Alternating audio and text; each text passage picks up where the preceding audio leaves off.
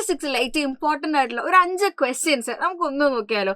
ഈ കഴിഞ്ഞ കുറേ വർഷത്തെ ക്വസ്റ്റ്യൻ പേപ്പേഴ്സ് നിങ്ങളൊന്ന് അനലൈസ് ചെയ്തെങ്കിൽ നിങ്ങൾക്ക് കാണാൻ വേണ്ടി പറ്റും ഈ ഒരു 5 ക്വസ്റ്റ്യൻ അതിങ്ങനെ റിപ്പീറ്റഡ്ലി വന്നുകൊണ്ടിരിക്കുകയാണ്. എന്നാൽ ഏതാണ് ആ ഒരു 5 ക്വസ്റ്റ്യൻസ് എന്ന് നമുക്കൊന്ന് നോക്കാം.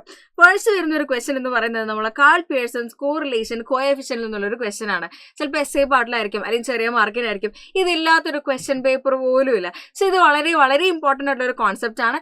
ചിലപ്പോൾ ചോദിക്കുന്നത് ഈ ഒരു ഇക്വേഷൻ വെച്ചിട്ടായിരിക്കും, അല്ലെങ്കിൽ ഇതിലെ ഡാറ്റ ആയിരിക്കും തന്നിരിക്കുന്നത്, അല്ലെങ്കിൽ നമ്മൾ essay പാർട്ടിലാണെങ്കിൽ ഈ ഒരു ഇക്വേഷൻ ആയിരിക്കും തരുന്നുണ്ടായിരിക്കുക. സോ ഈ എല്ലാ ഇക്വേഷൻസും ഒരേ ഇക്വേഷൻ തന്നെ അതിലെന്താണ് അത് സിംപ്ലിഫൈ ചെയ്ത് വരികയാണ് ചെയ്യുന്നത്. അപ്പോൾ ഈ 3 ആൾക്കാരെയും നിങ്ങൾ ഒന്ന് ഓർത്ത് വെക്കണം. ഇത് എന്തായാലും പഠിച്ചിരിക്കണം. എക്സാമിന് ഇത് വളരെ വളരെ ഇമ്പോർട്ടൻ്റ് ആയിട്ടുള്ള ടോപ്പിക്കാണ്. ഈ നെക്സ്റ്റ് നമ്മൾ റിഗ്രഷനിലുള്ള ചാപ്റ്റർ നോക്കുകയാണെങ്കിൽ അവിടെ ഐഡന്റിഫിക്കേഷൻ ഓഫ് റിഗ്രഷൻ ലൈൻ, അതേപോലെ തന്നെ മീൻ വാല്യൂസ് കാണാനുള്ള ക്വസ്റ്റ്യൻസ്, അതും കണ്ടിന്യൂസ്ലി വരുന്ന ഒരു ക്വസ്റ്റ്യൻ ആണ്. ഐഡന്റിഫിക്കേഷൻ ഓഫ് റിഗ്രഷൻ ലൈൻ ചെയ്യണമെങ്കിൽ ആദ്യം അറിയേണ്ടത് എക്സ് ഓൺ വൈൻ്റെയും വൈ ഓൺ എക്സിൻ്റെയും ഇക്വേഷൻസ് ആണ്. എക്സ് ഓൺ വൈൻ്റെ ഇക്വേഷൻ അറിയണം, വൈ ഓൺ എക്സിൻ്റെ ഇക്വേഷൻ അറിയണം. അതായത് ഇതിലാണ് നമ്മൾ ബി എക്സ് വൈ ഉണ്ടായിരിക്കുക, അതേപോലെ തന്നെ വൈ ഓൺ എക്സിൽ നിന്ന് നമുക്ക് ബി വൈ എക്സ് ആണ് കിട്ടുന്നുണ്ടായിരിക്കുക.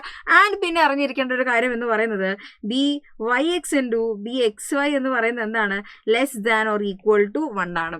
ഈ 3 പ്രോപ്പർട്ടീസ് ആണ് നമുക്ക് ഈ ഒരു ക്വസ്റ്റ്യൻ ചെയ്യാൻ ആവശ്യമായിട്ടുള്ളത്. അപ്പോൾ റിഗ്രഷൻ്റെ പ്രോപ്പർട്ടീസ് നോക്കുക. അങ്ങനെയാണെങ്കിൽ ഇതിൽ നിന്ന് വരുന്ന ക്വസ്റ്റ്യനും അല്ലാത്ത ക്വസ്റ്റ്യൻസ് ഒക്കെ നമുക്ക് ചെയ്യാൻ വേണ്ടി പറ്റും. ഇനി next properties of normal curve, 4 properties എഴുതുക, അല്ലെ 6 പ്രോപ്പർട്ടീസ് എഴുതുക. ഇങ്ങനെയാണ് എക്സാമിന് സ്ഥിരമായിട്ട് ക്വസ്റ്റ്യൻ വരാറ്. അപ്പോൾ ഇതിൽ ഏതൊക്കെയാണ് പ്രോപ്പർട്ടീസ്? വെൽ ഷേപ്ഡ് ആണ്, symmetric about x equal to mu ആണ്. So next mean equal to median equal to mode. ഇത് നമുക്ക് 1 മാർക്കിനും കൂടെ വരുന്ന ഒരു ക്വസ്റ്റ്യൻ ആണ്. സോ ഈ പ്രോപ്പർട്ടീസ് എല്ലാം വളരെ ഇമ്പോർട്ടൻ്റ് ആണ്. Maximum height x equal to മ്യൂവിലാണ്. സോ യൂണി മോഡലാണ്, ഇക്വി ഡിസ്റ്റൻസ് ഫ്രം മീഡിയൻ ആണ്, β1 എന്ന് പറഞ്ഞാൽ 0 ആണ്, β2 എന്ന് പറഞ്ഞാൽ 3 ആണ്. സോ ഇത്തരത്തിൽ ഒരുപാട് പ്രോപ്പർട്ടീസ് നമ്മൾ പഠിക്കുന്നുണ്ട്. അതിൽ അടുത്തൊരു 1 മാർക്ക് ക്വസ്റ്റ്യൻ ആയിട്ട് വന്നിട്ടുള്ളതാണ് ഇയാൾ. Total area under the curve അതെന്താണ്, 1 ആയിരിക്കും. അതേപോലെ തന്നെ ഇയാളെ നിങ്ങൾ ഓർക്കുന്നുണ്ടോ, നമ്മൾ ക്രിസ്മസ് എക്സാമിന് ഈ ഒരു ക്വസ്റ്റ്യൻ ആണ് വന്നിട്ടുണ്ടായിരുന്നത്. ക്വാർട്ടൈൽ ഡീവിയേഷൻ എന്ന് പറഞ്ഞാൽ 2/3 സിഗ്മയാണ്, അത് 2/3 സ്റ്റാൻഡേർഡ് ഡീവിയേഷൻ ആണ്. എക്സാമിന് വന്നിരുന്ന ഓപ്ഷൻസ് എന്ന് പറയുന്നത് 3QD is equal to 2HD എന്നുള്ള രീതിയിലായിരുന്നു. ഈ പ്രോപ്പർട്ടീസ് ഒക്കെ ഒന്ന് നോക്കി വെക്കുക. ഇതിൽ നിന്ന് നമുക്ക് പ്രോപ്പർട്ടീസിന്റെ ക്വസ്റ്റ്യൻ ചോദിച്ചാൽ എഴുതാൻ പറ്റും. 1 മാർക്ക് ക്വസ്റ്റ്യൻസ് നമുക്ക് ഇതിൽ നിന്ന് തന്നെ അറ്റൻഡ് ചെയ്യാൻ വേണ്ടി പറ്റും. പിന്നെ നെക്സ്റ്റ് എഫിഷ്യൻസി, എസ്റ്റിമേറ്റേഴ്സിൽ നമുക്ക് വരുന്ന ഒരു ക്വസ്റ്റ്യൻ ആണ് നമ്മളുടെ എഫിഷ്യൻസി എന്ന് പറയുന്നത്. അതിൽ തന്നെ desirable properties of N estimator, അതും മാക്സിമം ടൈം ചോദിച്ചിട്ടുള്ള ഒരു ക്വസ്റ്റ്യൻ ആണ്. അപ്പോൾ എന്തൊക്കെയാണ്, അൺബയാസ്നെസ്, എഫിഷ്യൻസി, സഫിഷ്യൻസി, കൺസിസ്റ്റൻസി, ഈ 4 പ്രോപ്പർട്ടീസ് ഉണ്ട്. അതിൽ തന്നെ ഏറ്റവും അധികം നമ്മൾ ചോദിച്ചിരിക്കുന്നത് നമ്മളുടെ എഫിഷ്യൻസി എന്ന് പറഞ്ഞിട്ടുള്ള ആളെയാണ്.